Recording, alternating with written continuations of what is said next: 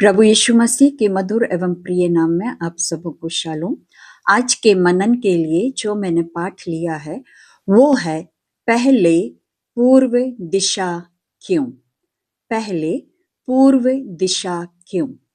प्रियो, क्या आपने कभी गहराई से सोचा है कि जब परमेश्वर पिता ने इज़राइलियों को मिस्र देश से निकाला और जब वे अपने कनान देश की यात्रा पर थे, तब परमेश्वर पिता ने पहली तुरही के फूके जाने पर पूर्व दिशा की ओर डेरे डाले हुए छावनियों को आगे बढ़ने का आदेश दिया, और जब दूसरी तुरही फूकी जाती थी तब उनके पीछे दक्षिण दिशा की ओर जो छावनियां थी वे चलती थी। परमेश्वर पिता ने ऐसा आदेश क्यों दिया? फिर क्या आपने कभी ये सोचा है कि वे छावनियां जो पश्चिम और उत्तर की तरफ डेरे डाले हुए थे, उन लोगों की भूमिका क्या थी? क्या ये केवल इज़राइलियों की यात्रा व्यवस्थित थी या फिर इसके पीछे कोई गहरा आत्मिक रहस्य छुपा हुआ था? प्रियो, ये केवल यात्रा की व्यवस्था नहीं थी, बल्कि एक स्वर्गीय क्रम था जो आज भी हमारे जीवन की दिशा, प्राथमिकता और उद्देश्य को बदलता है। प्रियो, आज का ये संदेश हमें यह सिखाता है कि परमेश्वर की योजना में आगे होना या बीच में होना या पीछे होना कम या अधिक होने का प्रमाण नहीं है, बल्कि परमेश्वर की इच्छा के अनुसार सही स्थान पर सही क्रम पर होना ही सबसे बड़ी आशीष है। प्रियो, आइए हम वचन में से पढ़ते हैं जो कि हमें मिलता है गिनती उसका 10वां अध्याय और उसका 5वां और 6वां पद, और वहां पर इस प्रकार से लिखा हुआ है, जब तुम लोग सांस बांध कर तुरही फूको तो पूरब दिशा की छावनियों का प्रस्थान हो, और जब तुम दूसरी बार सांस बांधकर तुरही फूको तब दक्षिण दिशा की छावनियों का प्रस्थान हो। प्रियो, जब तुरही फूकी जाती थी तो वो केवल एक आवाज नहीं थी, बल्कि परमेश्वर का एक स्पष्ट आदेश था। पहली तुरही के फूके जाने पर पूर्व की ओर डेरा डाली हुई छावनियां आगे बढ़ती थी, और दूसरी तुरही के फूके जाने पर दक्षिण दिशा की ओर जो छावनियां थी वे उनके पीछे चलती थी।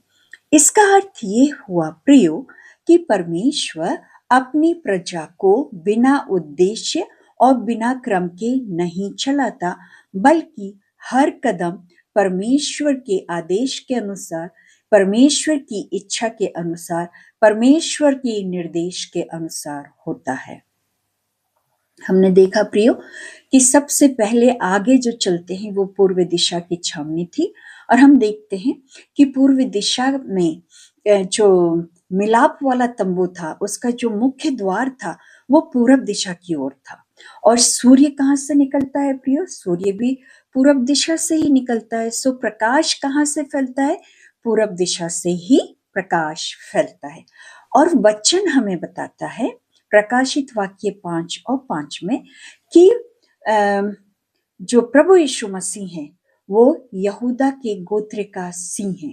और प्रियो, पूरब में कौन था? छावनी किसकी डली हुई थी? पूरब में यहूदा के गोत्र की छावनी डली हुई थी।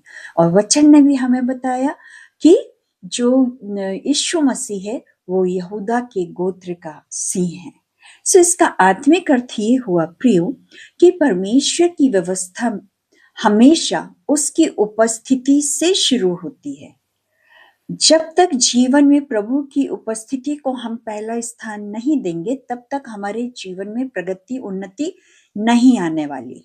सो जब इजरायली लोग भी आगे चलते थे तो प्रभु की उपस्थिति अर्थात यहूदा का गोत्र आगे चलता था, और वो परमेश्वर की योजना के तहत था।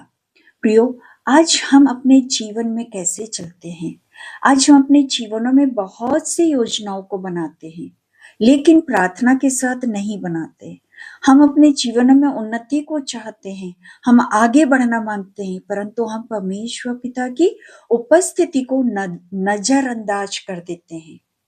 परंतु प्रियो, परमेश्वर का वचन हमें सिखाता है कि हमें अपनी योजनाओं को प्रभु को सौंपना है, प्रार्थना में प्रभु से मांगना है और परमेश्वर की उपस्थिति में पहले हमें आना है। जब हम परमेश्वर की उपस्थिति में पहले आएंगे, तब परमेश्वर पिता हमें उन्नति के मार्ग पे लिए चलेंगे, क्योंकि परमेश्वर पिता हमारे आगे आगे चलते हैं। सो प्रियो, परमेश्वर की उपस्थिति में हम कैसे आए? परमेश्वर की उपस्थिति में हमेशा स्तुति और आराधना करते हुए आए। परमेश्वर पिता को सारा आदर, गौरव और महिमा दें। परमेश्वर पिता को अपने जीवनों में प्रथम स्थान दें और परमेश्वर की उपस्थिति में चलें, प्रार्थना करें और परमेश्वर की उपस्थिति में प्रवेश करें।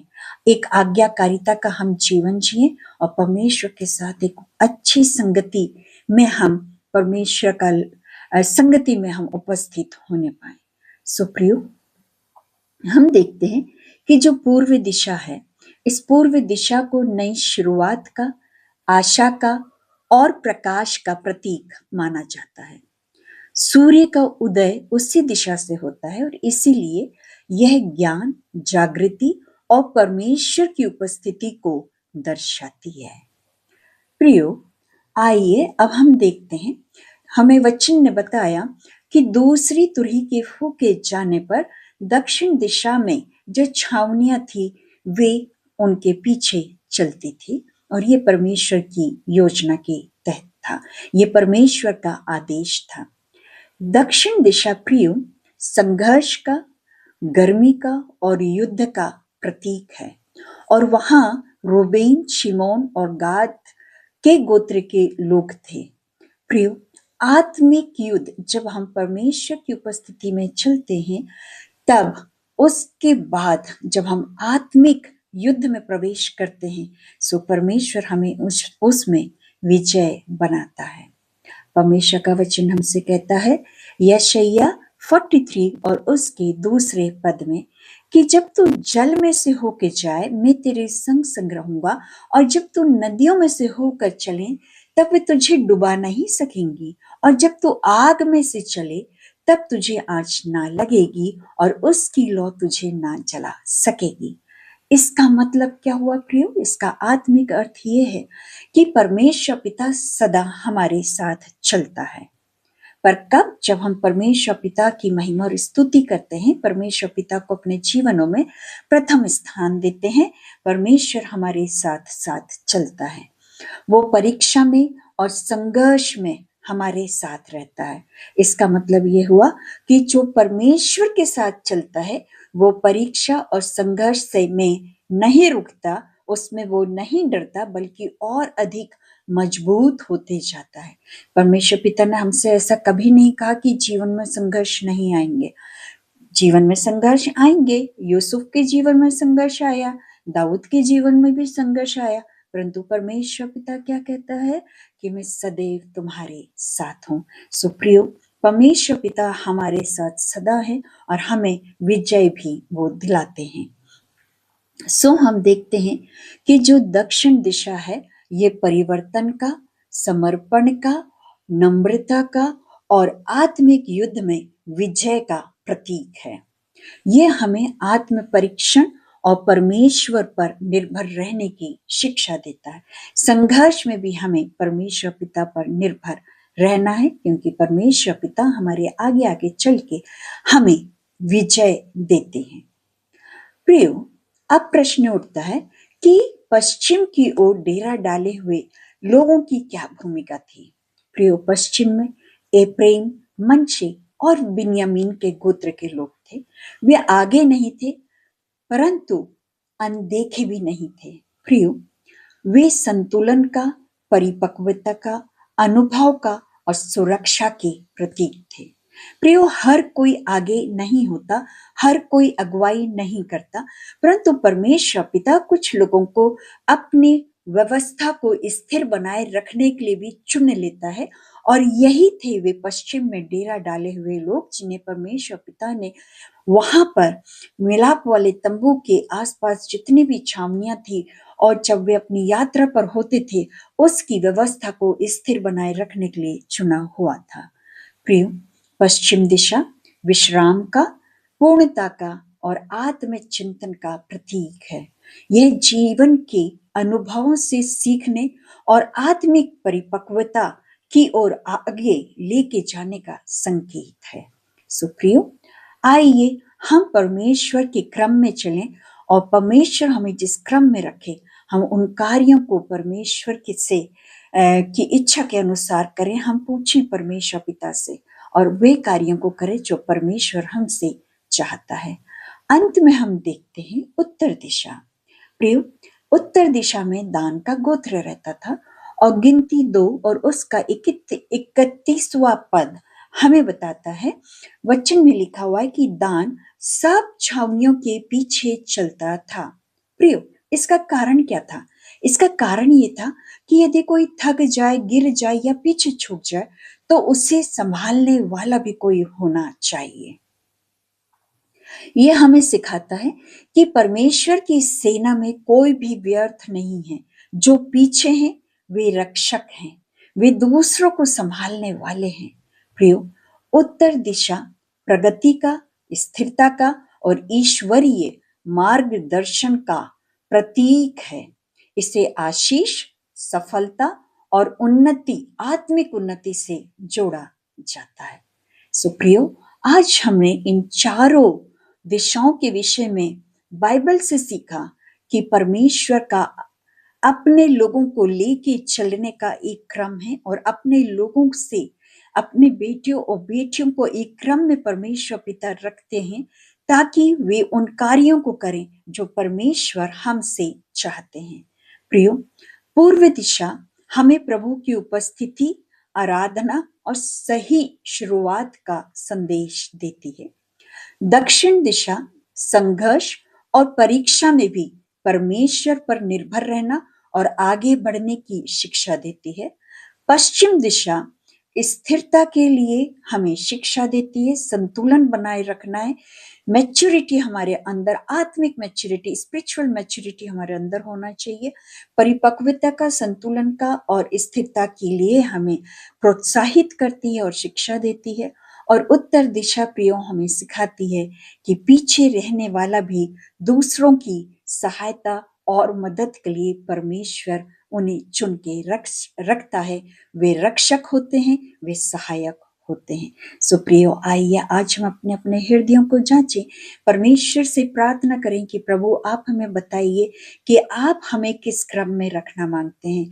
आप हमें नेतृत्व के क्रम में रखना मांगते हैं, अगुवाई के लिए रखना मांगते हैं, या फिर आप हमें प्रार्थना योद्धा बना के आत्मिक युद्ध के लिए तैयार करना मांगते हैं, या फिर आप हमें व्यवस्था को सुधारने के लिए, आपके कार्यों को करने के लिए, या फिर आप हमें दूसरों की सहायता, मदद करने और रक्षक के कार्यों के लिए चुनते हैं। परमेश्वर पिता से प्रियो, आइए हम प्रार्थना करें कि प्रभु आप हमें अपनी बुलाहट बताइए।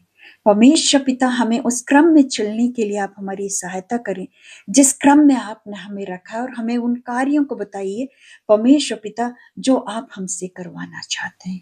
परमेश्वर पिता हमारी अगुवाई करे और हमें प्रियो परमेश्वर की आवाज को सुनना जरूरी है। परमेश्वर हमसे बात करेंगे, पवित्र आत्मा हमसे बात करेंगे और हमें अपनी बुलाहट के अनुसार अपने कार्य को वो हमें बताएंगे।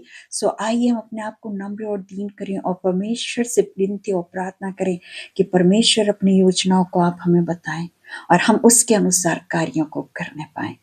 परमेश्वर पिता प्रियो, इन वचनों के द्वारा हम सबों को बहुतायत की आशीष दे।